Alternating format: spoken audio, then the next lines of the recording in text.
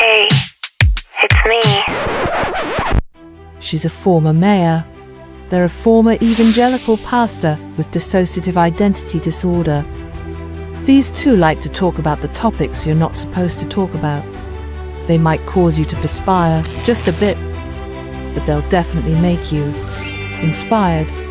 Let's talk religion and politics, and what spirituality and emotional well-being look like in a post-evangelical world. This is Paul and Ashley on Evangelical-ish.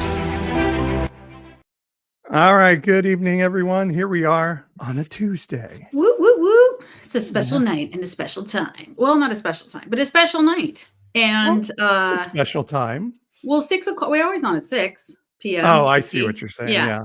But You're always supposed to say like, oh, it's a special time, not like, oh, we move for some reason. You're just like, oh, it's at a special time. It's at a special time. And Doug on the left is reminding us that it's Tuesday. Yes, Doug, thank you. It is Tuesday. Why? What did we say Wednesday?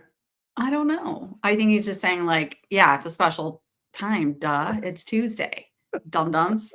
Thank you. Let's see how many times we can say special time in the first 5 minutes of the show. Oh my gosh. I'm breaking a sweat. I thought I would sport this very cute Patagonia swag that I got from a nonprofit up in the Bay Area.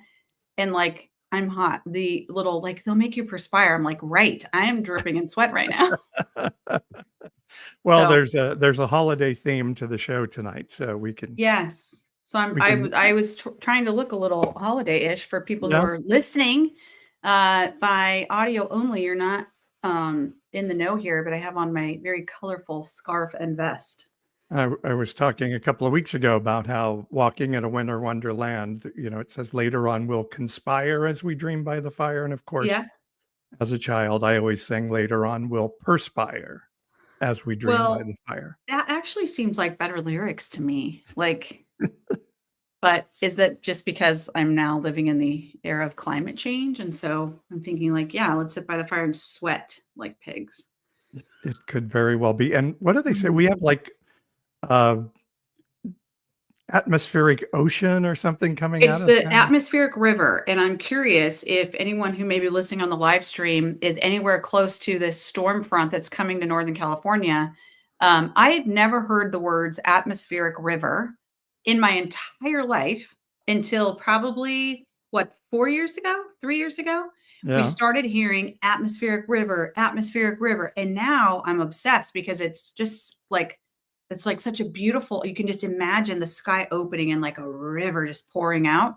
But I guess it's going to be pretty rough in Northern California. We're here in the middle of the state, so I'm not sure what, if we get the tail end of it or what, but it's going to be messy. So for anybody who doesn't know, we live in Central California, in Fresno. What do we get? About 3 inches of rain a year? We don't get much rain. And I don't really think about it in inches.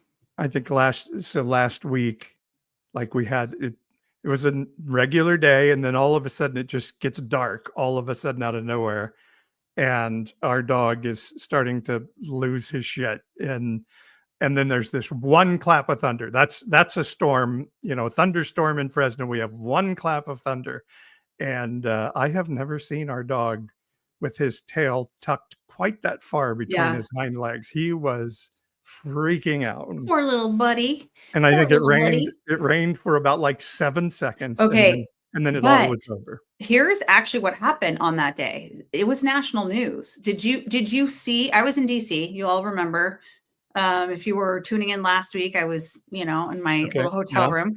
And it was national news that there was this enormous like dust cloud, like that storm that rolled through. And just looking at it, it looked like an avalanche of dust on Highway 99. I think it was 99. And there was like a 20-car pileup because all of a sudden, in an instant, there was no visibility. And yes, like I remember my dad was telling me that, there's, oh my God, we just had a bunch of wind. I don't know what it was. Well, it got dark and it was windy and that was the end of that. And it didn't rain. No, it was this crazy, wild dust thing. Again, I've never seen anything like it in my life. Wow. It shows how much I pay attention to local news. Well, I mean, I don't even, yeah, I wouldn't have seen it in local news, but I saw it on national news. You And were they just said Central California. And I was trying to get it. You could see that, the shot. I'm like, God, it kind of looks like Tulare or Kern County. And I think it was in Kern County, but I'm not sure. To keep going on our meaningless banter that has driven everybody away from this podcast by now. We both grew up in the Midwest where like a thunderstorm is like a real live thunderstorm. Like a legit. Yeah. Yeah. And do you remember when Fresno had like, I don't know if they said it was a tornado, but it was like this big storm. And then on the local news, they like showed what was it? It was like a chaise lounge on top of somebody's roof or something. That's right. Literally, there's an anchor. Imagine this. This is like the 90s, and it's like breathless. Local reporter is out to survey the damage of I think they called it a funnel cloud that came through Madera County, and the camera pans to survey the damage, and there's a lawn chair that has been lifted from the patio and is now on the little roof deck, and they're like, the chair landed on the roof. That was the damage. And yes, we Midwesterners were like, you people are crazy. And then I think another similar storm years later when Facebook was first coming around, somebody had a meme of like one of those plastic outdoor chairs, like turned over, and it's like, Fresno, we will rebuild. We will rebuild. Exactly. Well, I'm glad that folks are sticking with us. Thank you, Doug, for your encouragement. And I, for one, think it's fun to chitty chat with my husband. I've been out of town for the last 2 days, and I can think of nobody else I'd rather banter with than you. But perhaps it is a little mindless for others. But I was pretty well. We're only 7 minutes into the show at this point. Also probably a sign of age, because now I entirely love talking about the weather. And when I was a kid, my grandmother would do that, like driving down the highway in Oklahoma. She'd be like, the tree, the bird, the tree, the bird, the cloud, the sky. And I'm like, that's just ridiculous. Don't ever talk about the weather. Now I'm like obsessed. Oh, there's nothing better than those car insurance commercials where the guy is like teaching the kids or the people that are becoming their parents, like, love that. Those are the best commercials. I know. And then what's kind of sad is like the people who he's coaching are younger than we are. You know what I mean? So it's like, I'm laughing as if like, haha, that's funny because I'm the same way. But no, like I'm the age probably getting closer to of the parents these people are trying not to become. And then I feel sad. Yeah. We are those people now. Yeah. When we get together, we start talking about our medical procedures we've had recently. Yeah, that's true. I did actually sustain some exercise injuries this week, but maybe we shouldn't go down that path. Yeah, we will definitely drive people from the podcast, and we want people to stay around because this is going to be a good one today because the holidays are coming. I just made a video today and it's like, oh, I love the fall. It's so beautiful. And you can smell, rain in the air. And then it's like, oh shit, that means the holidays are coming. And we have a guest to help us get ready for those holiday blues. Naomi is with us.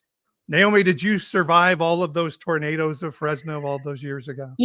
I do remember my mother telling me about a tornado when I was quite young that took part of the roof of the airport off. So, more than a lawn chair on a roof, but, there are myths. There's Fresno folklore of extreme weather.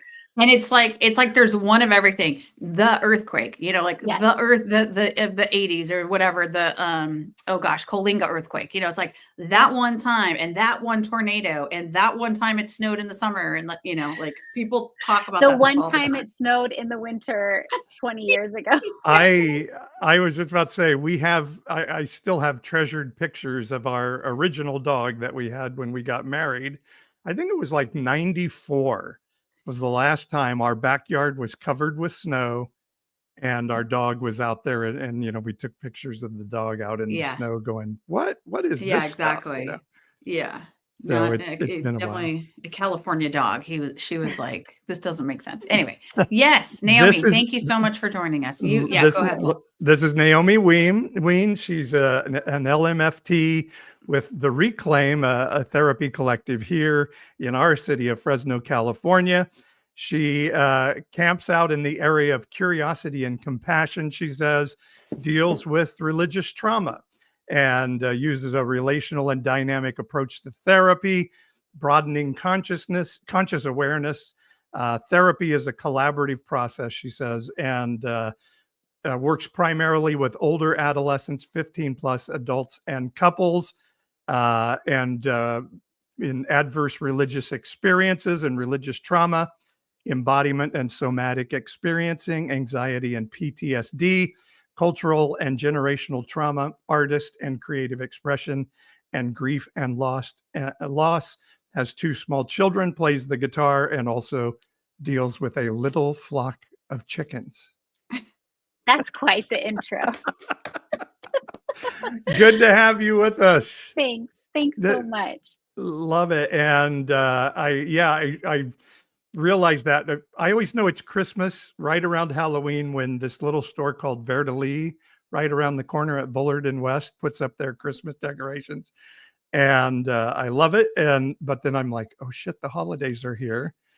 And so holiday blues, are they a thing in your expertise, Naomi? Are they a thing?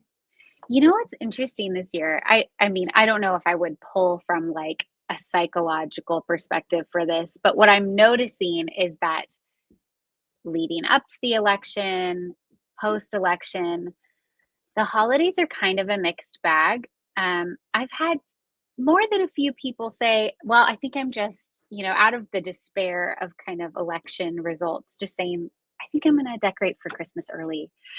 People, I think, are looking for some sense of hope and lightness and some reason to kind of anchor to something else,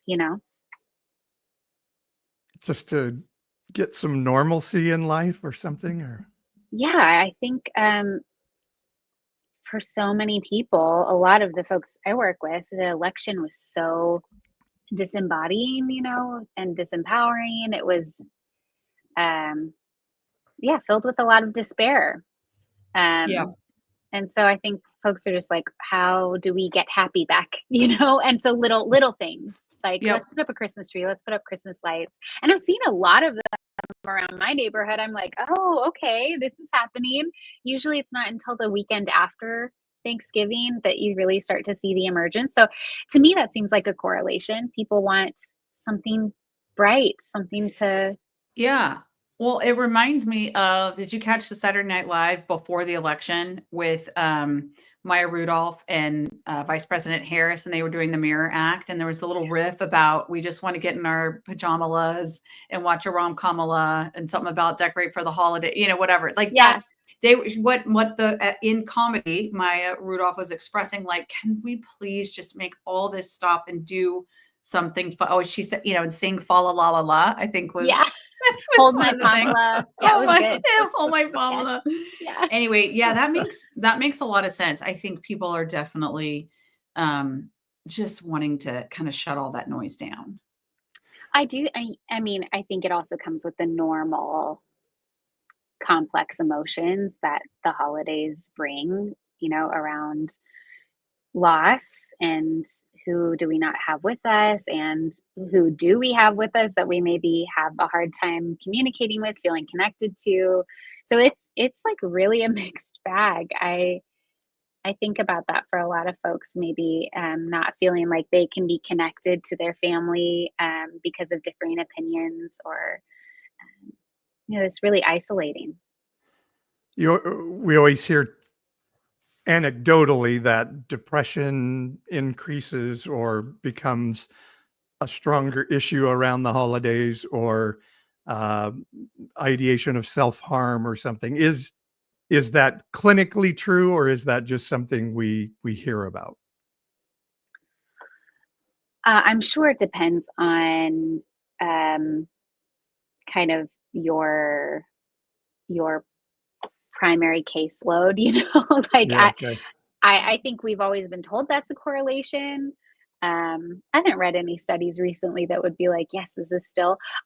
However, I do think this year with the election, and maybe every election year, there is this kind of preemptive experience, right? Of like, there's all the anxiety leading up, especially after 2020, 2016, this kind of anticipation of shit hitting the fan, and that then kind of puts off that feeling of like, oh, I don't have to worry about that until we get there, and then it all hits at the same time, and that's kind of a perfect storm.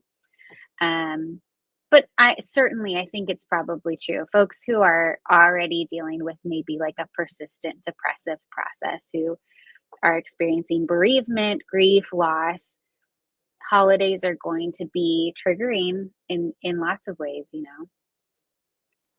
I think what has to make it hard, and in my own personal experience, is you're at and maybe this happens to a lot of people. It's a time where it's supposed to be celebration and love, but then you get around family and you have to fall back into this role. And for me, for years, and we've talked about this in our family a lot, it felt a very devaluing time, and really a time when I had to disassociate and sort of disembody. And so that has to increase some of the tension, and it certainly has for me been that way for a lot of years in my life. How do we deal with that? What's a healthy way of dealing with that expectation of something great being with family, but then knowing, oh, but now I've got to be this person again that I've always been viewed as in my family? Mm, yeah. I really I think often about these expectations um around what is family supposed to do. And one of the things I think about is setting appropriate expectations of time with extended family.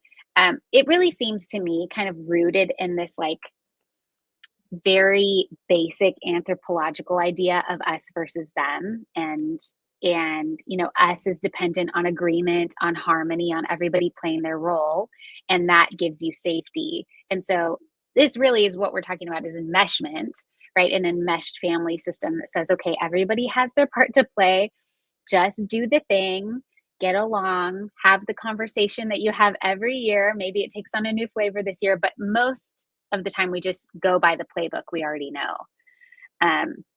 Where the idea of differentiating, which is a normal developmental process, is like introducing the possibility of disagreement, of like introducing fundamental value differences, and that equals danger, that equals potential conflict. And so, yeah, we're really talking about how do we regulate ourselves when we don't play by the playbook. And that can be really, really hard when we know we can expect certain behaviors from certain family members. I always think like someone's got an Uncle Frank somewhere who's gonna say something really stupid about the election at the dinner table, and you're gonna feel trapped. Or someone's going to say something about religion that you no longer agree with, and how do you interact with that? Part of it, I think, is, can we set appropriate expectations to just go, yeah, Uncle Frank's probably going to be Uncle Frank. Can I then just accept that that's going to happen and prepare myself accordingly so that I can interact in a way I feel good about?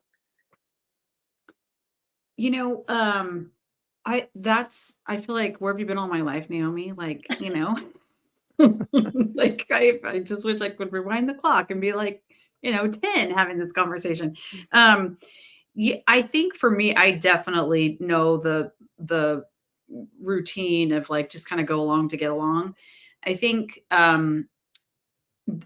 in the era of Trump and in the era of like pitched political battles, and especially the fact that it's so tied to faith and religion, in our culture right now, I notice just like kind of like there's a shutdown. I mean, sometimes somebody will like leak out a comment or whatever that's like, oh, you're not supposed to talk, that's taboo. but for the most part, like it's just kind of absent right now from like my family dynamic. But then I kind of question like, well, is that okay? Am I being too surfacey? Like, I guess maybe I'm trying to raise, there is also a little bit of a pressure to try to engage at a deeper level. And, you don't know what you're going to find on the other side. Yeah, totally. That feels really risky. Yeah. I think, there's something around that, around appropriate expectations also means that like I don't have to put myself out there super like extra vulnerably if I know that that is not a safe place to meet it. Like if Uncle Frank is not a safe person to be super vulnerable and authentic with, I'm not going to be really vulnerable with him. But understanding, what do you want out of that family interaction? What's the goal? If the goal is to be seen and understood and like accepted completely, that maybe is too lofty a goal, right? But we can honor it. We can honor the desire for that to be cared for and seen and accepted. But then we go, okay, is that fair? Is that possible? Does Uncle Frank have the skills to do that? Maybe not. Maybe he doesn't have the capacity to care and accept well. So then I pull back some of that, right? We just pull it back and go, okay, what can I reasonably expect? Can I connect on things that are important around maybe shared history? Can I connect around mutual people we've loved and lost? Can we connect around childhood traditions, and what have the traditions been that have been passed down through our family? Can we connect with the children that exist in our family still that need grown-ups of all different varieties to enrich their lives? But going in kind of knowing like what is actually possible to gain from this, and being aware of it, rather than going in unconsciously hoping that we'll experience this like deep love and connection and acceptance. I think that's a pitfall, right? Where we kind of set ourselves up to feel harm. My little justice parts in that are always like, wait a second, that's the loudest and most annoying, on the political side, sort of get to yell their stuff, and the rest of us have to say, well, I'm not going to talk about that area because Uncle Frank gets really shitty when anybody that like I said, my little justice parts start to go, well, that's bullshit. that's tough. But I guess you're saying, so you have, if you have to decide, if you decide the value of being a part of this family is important to me, then I'm going to have to figure out how to navigate that relationship. I mean, I think we ask like, why am I going? Often with folks, we talk about, is it even a safe place to show up? You have to decide that for yourself. What does safety really mean? What does it look like? If it's not a safe place to go, then we set appropriate boundaries that say, I don't know if I can go this year,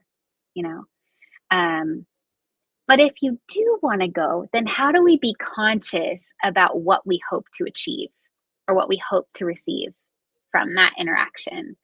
And some of that's just coming to terms with like some sadness, probably, of like, man, it's not going to be the type of connection I remember when I was a kid. People are like on such different pages now, or I don't know, any variety of experience here. But if we can just consciously be aware to say, okay, I know that this is a deep desire of mine, and that I'm going to be disappointed if that's my goal going in. How do I adjust my expectations so that I can enjoy and be present and try to be grounded if I can, How much, actually, I don't know if you wanted to jump in there. I didn't mean to cut you off, but what we hear a lot, now is like, and I don't mean to pick on, well, I probably do, but we hear a lot, okay, my Fox News watching parents, or maybe now not even Fox News anymore, but something else, are going to start, sharing their conspiracy theories and all these things. Do we have the right as adult children to say, no, we're not going there? You know, we're not going to do that, Mom and Dad and Uncle Frank. If you want us to be here and be present and participating, you can't go there with this. How do you feel setting a boundary like that? I mean, I certainly think there are ways to say, let's not, you know, let's not.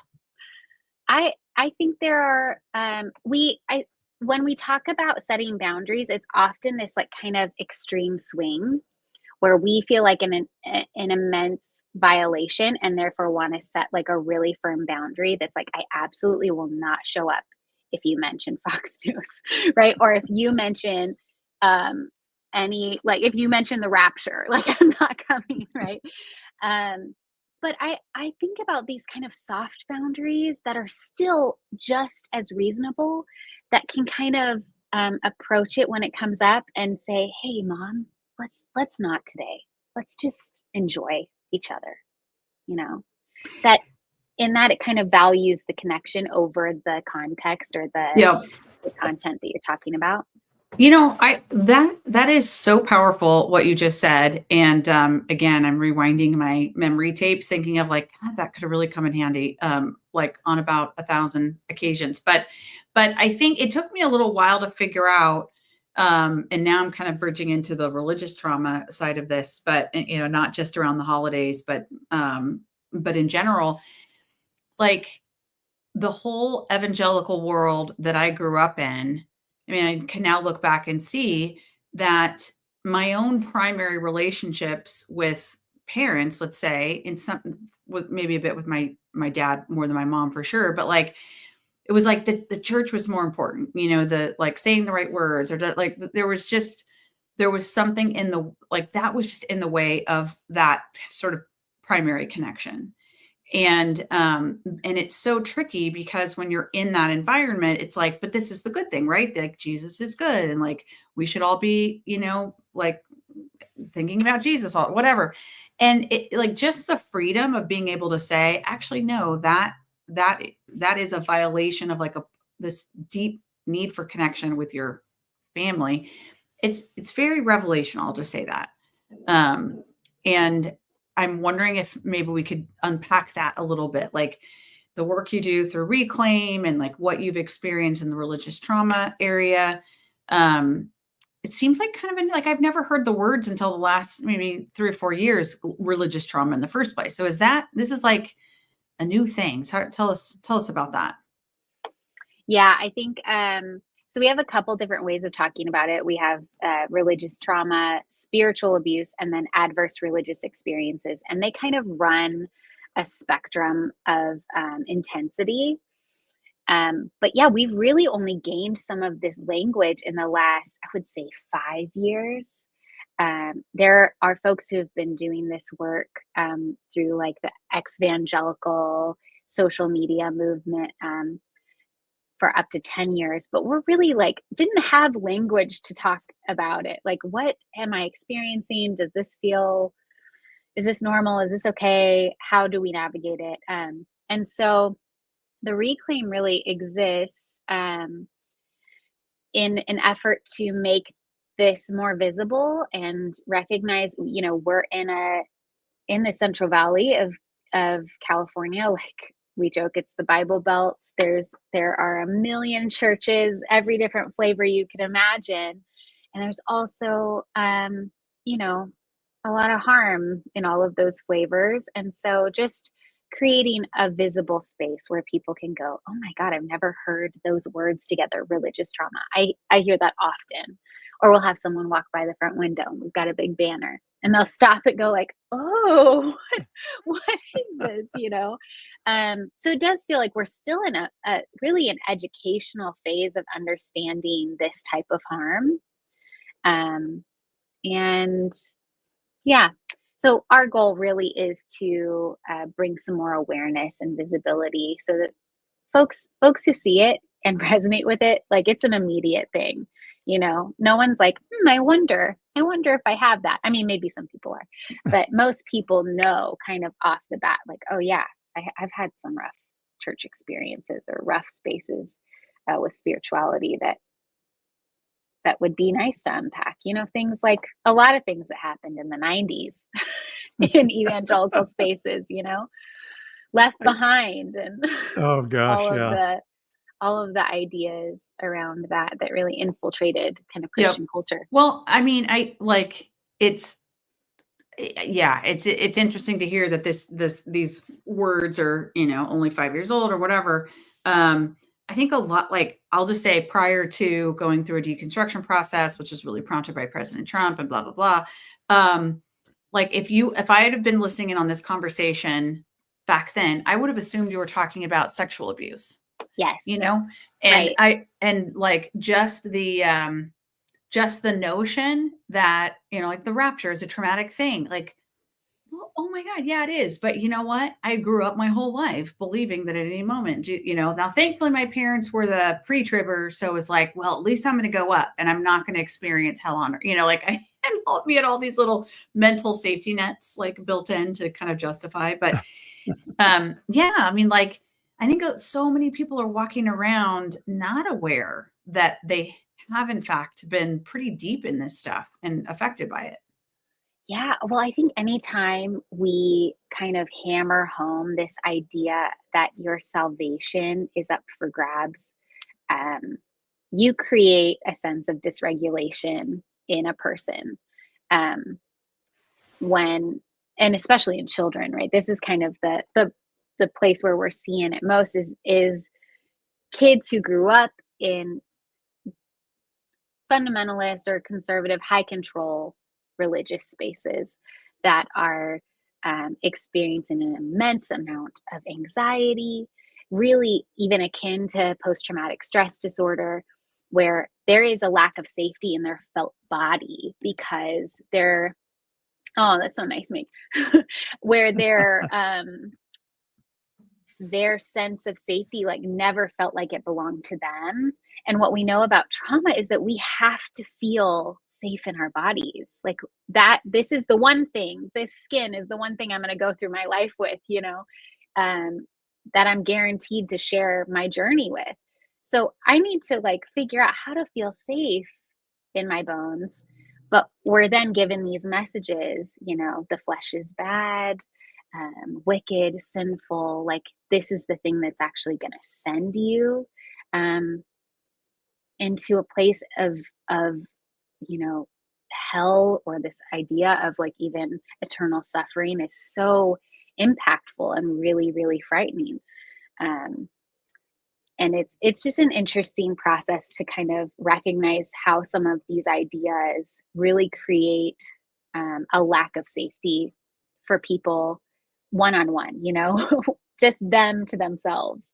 And that's a lot of what we do in kind of treating religious trauma is go, how do we make you safe again? How do we kind of undo some of this and rebuild the relationship between you and body? I'd like to unpack that just a little bit more because, we had this talk around critical race theory, and we don't want kids to feel guilty for slavery in the country, but we'll tell. Ashley has a beautiful testimony of, I think, accepting Christ. What were you, 4 or 5, right? I was 4, yeah. We don't want kids to be guilty of slavery or racism, but we'll tell them that they're sinners and bound for hell at 3, 4, 5, 6, 7 years old because a guy ate a piece of fruit 6,000 years ago. They're inherently bad. Yeah, I remember. And then you add in the rapture.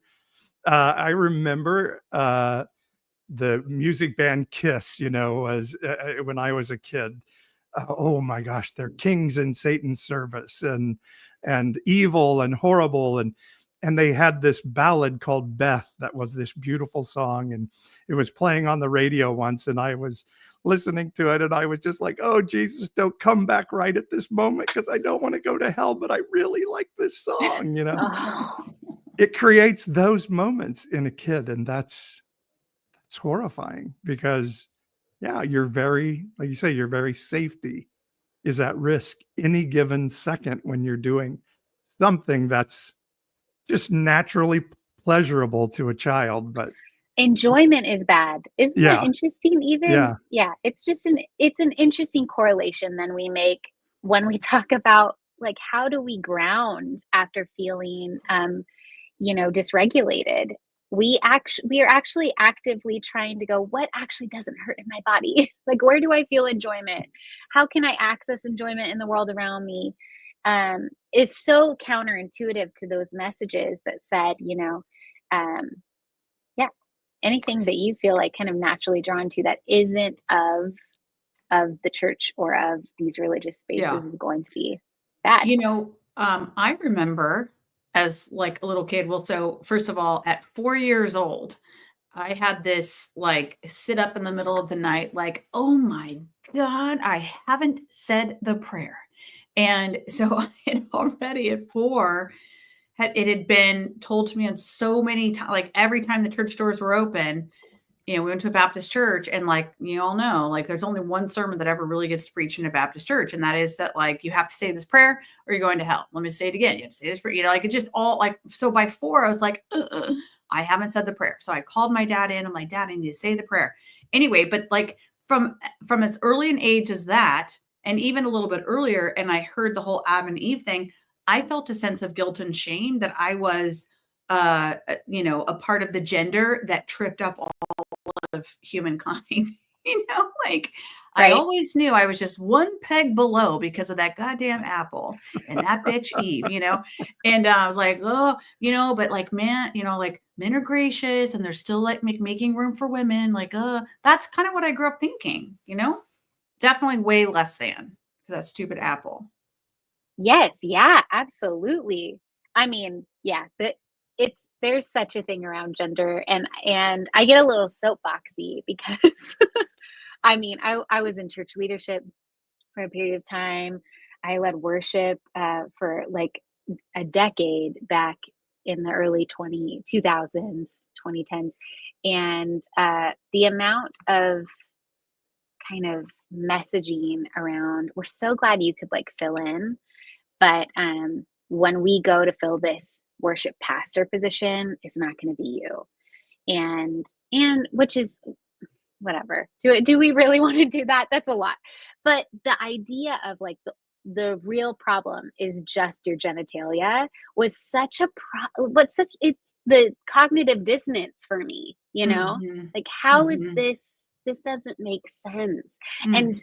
And even now a lot of the folks that that end up coming to the Reclaim are talking a lot about these high control spaces where so much is determined by gender roles and truly like objectification. That to keep naming it, to keep going like women is not object, woman is not object, woman is person. And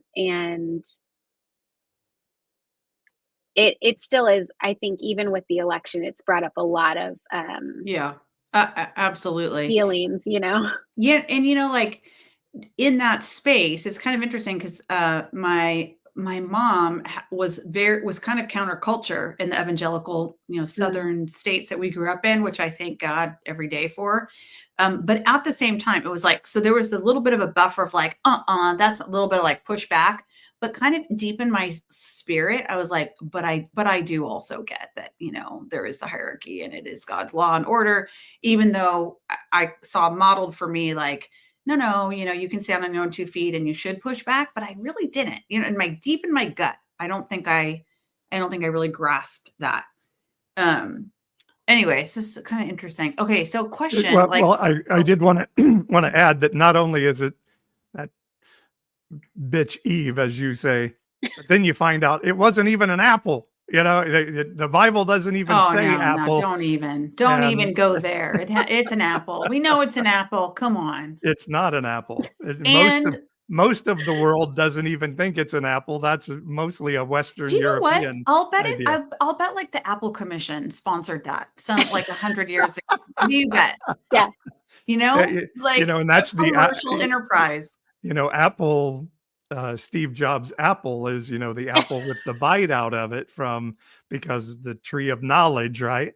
But yeah, I didn't know that. That's cool. Oh, you didn't know that? Well, I guess maybe I'd heard that, but I forgot. That's so clever, isn't it? And that's way better than persimmon, like that wouldn't have worked.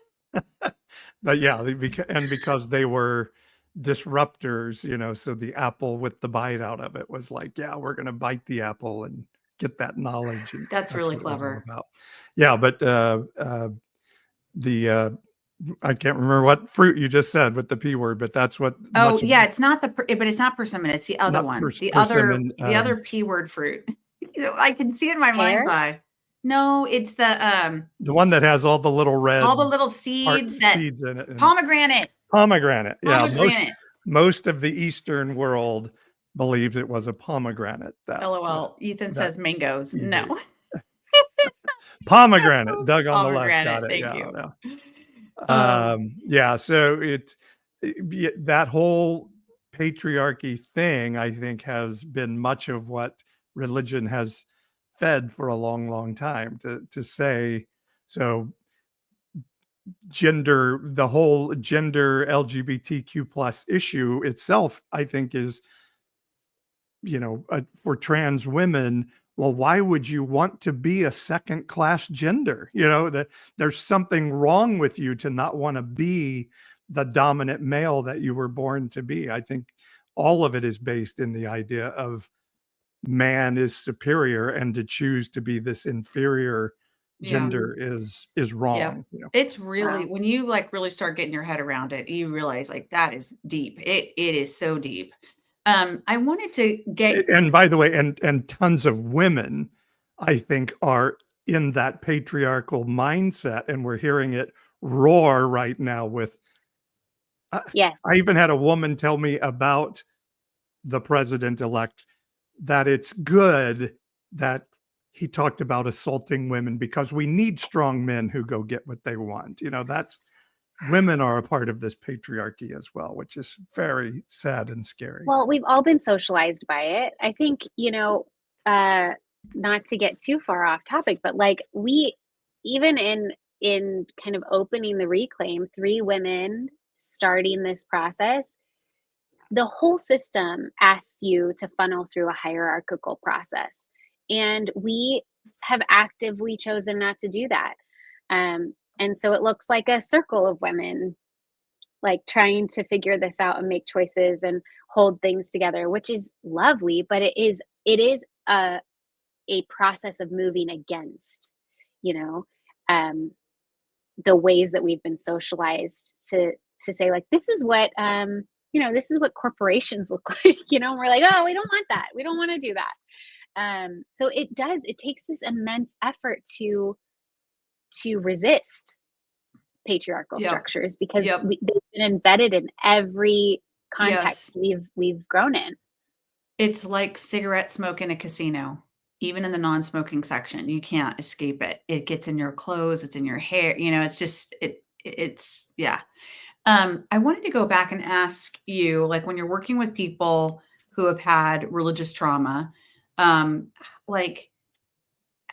do you navigate, do you find more often than not that people are rolling back their Christian faith too? Or is it no, we're dealing with the traumatic sort of thinking and the bad theology? How do you, if someone's I probably have some religious trauma I want to work on, but are you asking me to give up my faith? I guess that's bottom line, what I'd love your thoughts on that. So I think in the beginning, most people are either afraid to confront ways that they've been harmed in high control spaces because they don't want to lose faith, or they're I just have to wipe it all out and start over somewhere. And the thing we talk about a lot is there is no perceived endpoint. When someone comes in and goes, hey, here's all the stuff I've experienced, my thought isn't like, let's get you on this, production line. Like, you'll just go through this standard procedure and this is where you're going to end up. And that's going to be success. The goal is, let's be curious, right? Let's hold some of the doubt. Some of these actions and ideas have caused all of the dissonance within your body. Let's be curious about it. And let's not be afraid to ask questions. And then we start taking, if we talk about deconstruction as like taking the house down, we're really talking about taking piece by piece, brick by brick, looking at it, going, okay, what about this felt bad? What about this felt comforting? And we kind of start to take things apart, set aside, trash the stuff that really harmed us, and really try to process through that shit, right? The stuff that's like, well, that should have never happened, and here's why. And then this is why we talk about reclamation rather than reconstruction. I don't like the image of reconstruction, that we just have to like put it together better. Yeah. We really want to like look at all the features of it and go, okay, what do I want to take back? What part of my spirituality? I think everyone needs to understand where they exist in a spiritual way in this world. It gives us so much. Psychologically, we've always noticed spirituality as a strength. So that's the insidious part when it's been kind of turned upside down. We really want people to reclaim that process, to go, okay, this is now mine. This isn't prescribed. This isn't the thing that was handed to me that hurt me. This isn't the messaging that caused me anxiety or fear. This is a thing that gives me hope, that I find myself anchored in. And it can look a lot of different ways, it really is a unique process for each person that comes in. And what does that look like? Is that this is my body, this is my soul.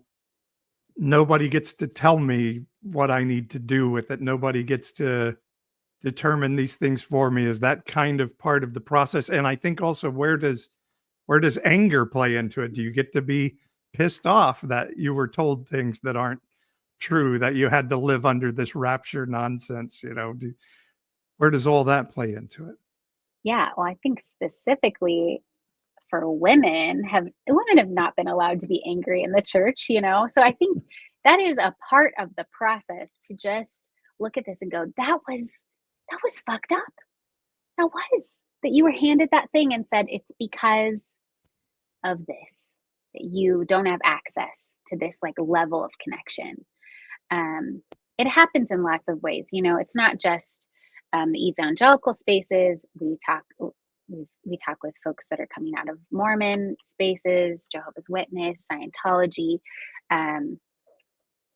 any high control space where there's a set way of moving through the structure to achieve whatever the goal is, right? Whether it's goodness or a sense of like kind of that salvific certainty. Or maybe telling young girls they're a stumbling block to the men around them. Purity culture is a big topic around here. It's a big one. I will tell you. Yeah. That doesn't sexualize and objectify young girls, does it? No, but they've held it since they were out, before they were out of girlhood, and that we're recognizing purity culture actually is meeting all of the markers for sexual abuse. Wow. That's intense right there. Okay. I'm just going to say, we've got to have you back on at least 50 more times, because also how many of us are having a therapy session right now? Yeah, for sure. This is not therapy. Okay. I know. I'm just kidding. I don't want to get you in trouble. But I want to kind of like land the plane just a little bit, or bookmark, shall we say, because we do need to come back. I'm just curious, like in your own journey, in your own deconstruction journey or whatever, is there like a book or a moment where you're like, oh, that broke through for me? And if so, what was it? Yes. Okay. I I have a bunch of different books. Actually, my process started while I was in seminary. Ironic, but it's true. I think it And happens it's to a lot of us that I way. think Yeah. it's because I just had some really wonderful faculty members who Mm. were for us Wow. asking questions. That's Um, beautiful. and so, you know, I'd go like, "Hey, this is what I'm experiencing on a Sunday. Like, how does that land?" And they'd be like, "Well, what does that mean about who God is, if that's true?" You know, and so they just helped me ask questions, which was so lovely. But I think a beginning entrance into this idea of religious trauma that's like very palatable, and I think especially for women who've experienced purity culture, is Jamie Lee Finch's "You Are Your Own." It's a lovely door into it. Um, there are, and then Hillary McBride, she did The Wisdom of Your Body. She's also coming out with a book called Holy Hurt, but she does a podcast called Holy Hurt that really dives in. She's a clinical psychologist in Canada, and she dives into religious trauma also. And it's just nice to hear voices that I Yeah. felt like, oh, I'm not alone, you know, and all of these stories of women I've been holding in my body because there's no other safe place to hold it, like resonate with these voices. So I always encourage people to find voices that resonate with them and lean in. It's a great time to do that. There's a lot of voices. There are a lot of voices that are speaking to this right now. We're going to have a guest in a couple of weeks named Jamie Marich, and she has a book called You Lied to Me About God. And it's a little bit of her journey of deconstruction. And so she's going to talk a little bit more about it. I would like to wrap up on a holiday note since this Yes. is our holiday show. I did ask some folks on our private Facebook group how they handle the holidays. And a couple of people talked about spending holidays with family of choice rather than family of birth. Legitimate way to look at things and say, I'm going to hang out with people who give me value rather than the ones that don't. Yeah, absolutely. I do think there were a couple of things that I was thinking about in just preparing for time with family. And one of them is preparation, right? We talked about preparing expectations. What can I reasonably expect to receive or give in this space? How can I reasonably expect to be seen? But also preparing for aftercare. So if you leave a space that is like, whoa, that took a lot from me. I wish I could be more connected, but right now I just see the world so differently. Then I'm going to plan my aftercare is going to be with my chosen kin.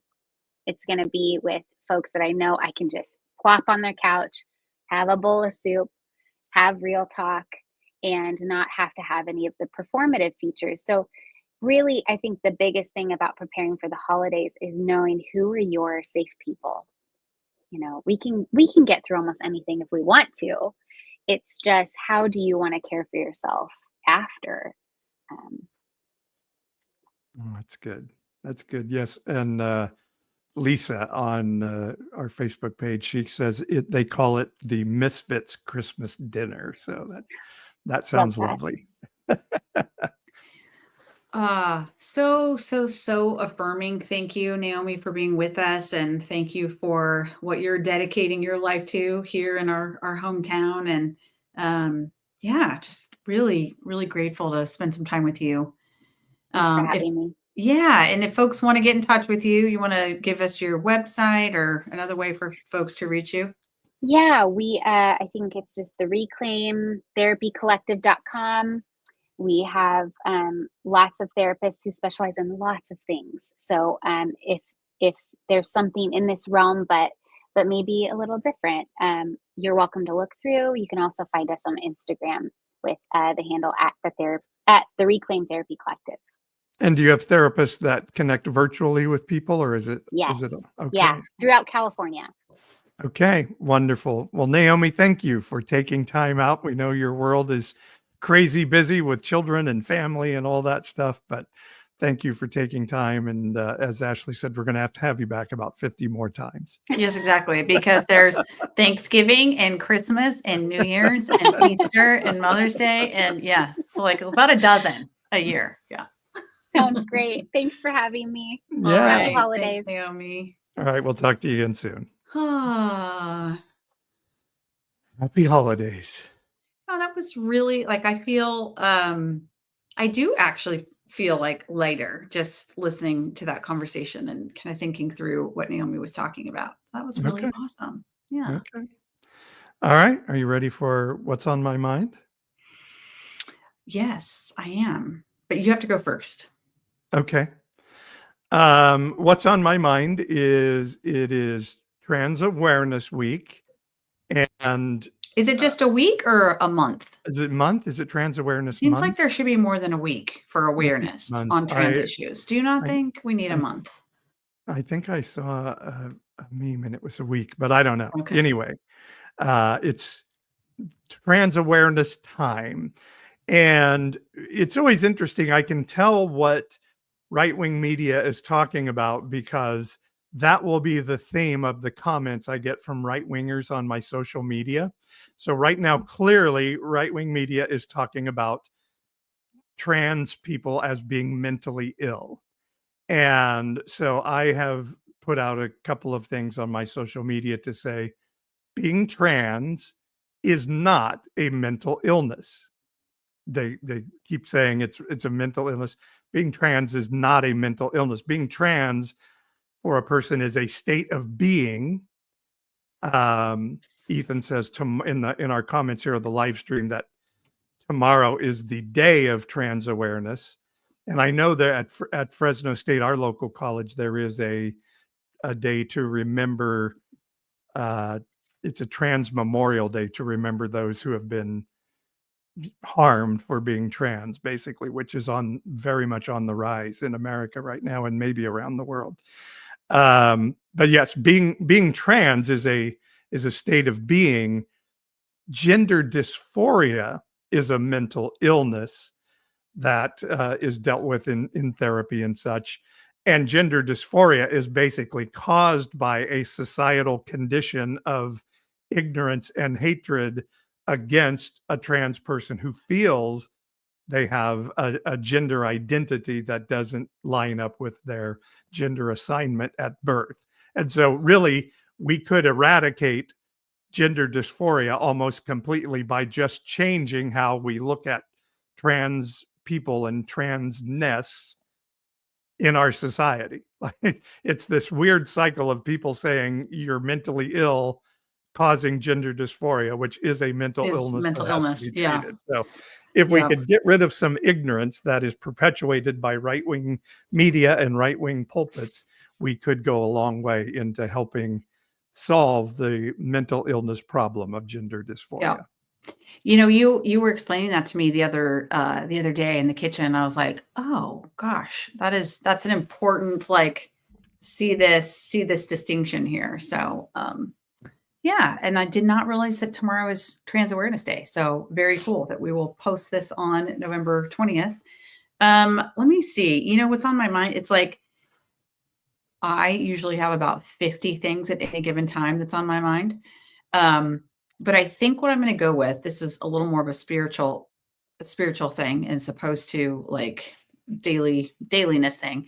But I will say, as I was listening to Naomi talk just now and kind of thinking about my own journey over these last 2 or 3 years, the sense of freedom and like freedom and faith that I feel is so dramatically better today than it was when I was like a practicing, evangelical, charismatic evangelical.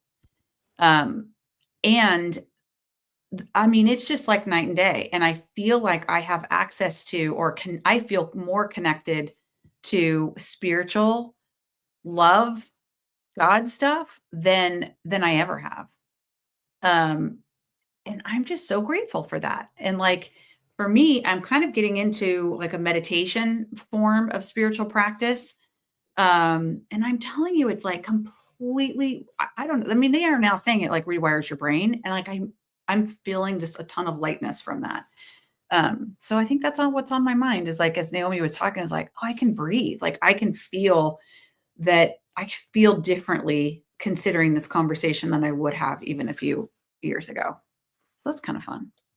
So kind of what you're saying is Christianity is about having this connection to God.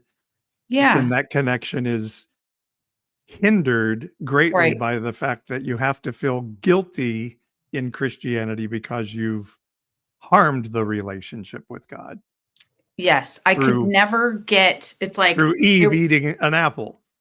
Yes, there it is again. It's a ding dong apple. So it's like for me in charismatic evangelicalism, whatever my practice was, it was like, maybe a couple times a week trying to do like some intercessory prayer, and for sure, charismatic worship and going to church and like talking the words, and like being around other people who talk the same words. And I probably read the Bible a little bit. That was my week. That was my pursuit of spiritual things in a evangelical charismatic space.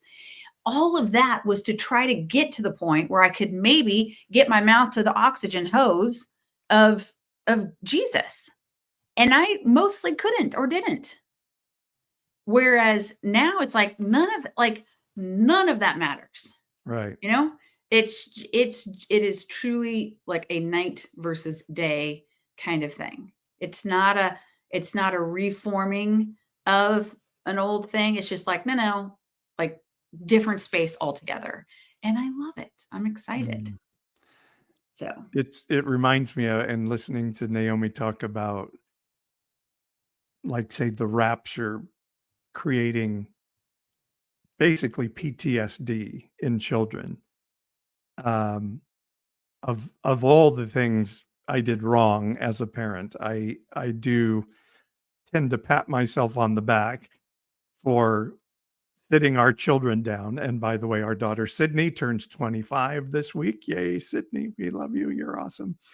And telling our children, you're getting gifts no matter what. Whenever your grandparents say Santa's watching, and if you don't do right, you're not going to get gifts. I told our kids, no, you're getting gifts no matter what. And you're getting gifts because your parents and Santa Claus love you and love giving you gifts. It is our joy to give you gifts because it's amazing to watch you light up. And it's a true joy to give you gifts. And I know the children have expressed that impacted them a great deal. And just think of that idea of telling a child, you're not a horrible being that needs to be grateful that you're not getting burned to a crisp all the time, but instead know how amazing and wonderful you are, and how wonderful it is to tell you how wonderful you are, what it would change in their life. And I'm glad you're ending on that point, because this is like our first like holiday show kind of coming out of our, election haze. And now we're pivoting to holidays. So this is a perfect place to land. So think of it. I mean, thank goodness you had that instinct, because from my perspective, when our kids are little, like I was just like, oh, haha, it's part of the cultural fun, like, sure, talk about coals in the stocking. And you got so angry, or like not angry, like really angry, but you were so adamant that message was not communicated around the Christmas story and Santa. And I remember thinking like, okay, cool. Like, but why are you so worked up about it? And, and now I would say like, yeah, that was sort of a symbol of your heart for like just not letting any of this religious stuff hit our kids. And they definitely would tell the story. Although Sydney, I remember one time she said the cutest thing, our soon to be 25-year-old, after one of these like kind of mini lectures where you're like, kids, I just want you to know, no matter what you do, you are getting presents because Santa loves you. And Sydney looks at you and she's like, Santa sounds an awful lot like Jesus. This was before we had let her in on the secret. And I remember thinking like, oh no, she's getting too smart. She's going to like see that like, figure this whole thing out. Yeah. Anyway, so yeah, that's a good note to end on. And all of our followers, you are great and worthy of love and wonderful things. Very good. So next week we're taking a break, for right. the little Thanksgiving holiday here in the US. And then we're back on the following week with a really Jamie Marich, Dr. author. Marich, and we're reading her book right now, and it's really good. You Lied to Me About God, and she also has books about EMDR and therapy and all of these great things. So she's going to be amazing. You won't want to miss it, but I guess happy Thanksgiving to everyone. Happy Thanksgiving. And I want to just say to Pucky, who has commented on the live stream that listening to Pastor Paul's videos makes Pucky introspective and realize new things. I'm 25 too. You know, Pucky, I have to tell you, because you are a regular and we see your comments, I never in a million years would have thought you were only 25. You are so insightful and interesting just based on your comments. So like, I'm kind of gobsmacked right now that Pucky is a 25-year-old, and props and respect for our 25-year-olds out there. Yeah. So. And what an honor always to hear that our stuff we do impacts the lives of people. So thank you for sharing that, Pucky, because that means the world. Yeah, thank you. And it would be great for you to like and share Pastor Paul's videos, and make sure you go to evangelicalish.com and subscribe to the newsletter so you know what's going on around here. And also, I'm going to say it one more time, probably actually many more than one more time. Some of you out there, you love our content, you feel aligned to it, and it's probably the right thing for you to do to consider supporting us with $5.99 a month. What we do here is pretty cheap, but it ain't free. It is coming out of our own pocket, and would be great to just ask for some financial support to help cover the bills here at Evangelicalish. So if you're hearing this message for the third time or the fourth time, and you're feeling that tug, maybe today's the day that you go to evangelicalish.com and you actually sign up for a little monthly support. So thanks for listening. Love it. All right. See everyone after Thanksgiving, and you all are the best. Bye-bye.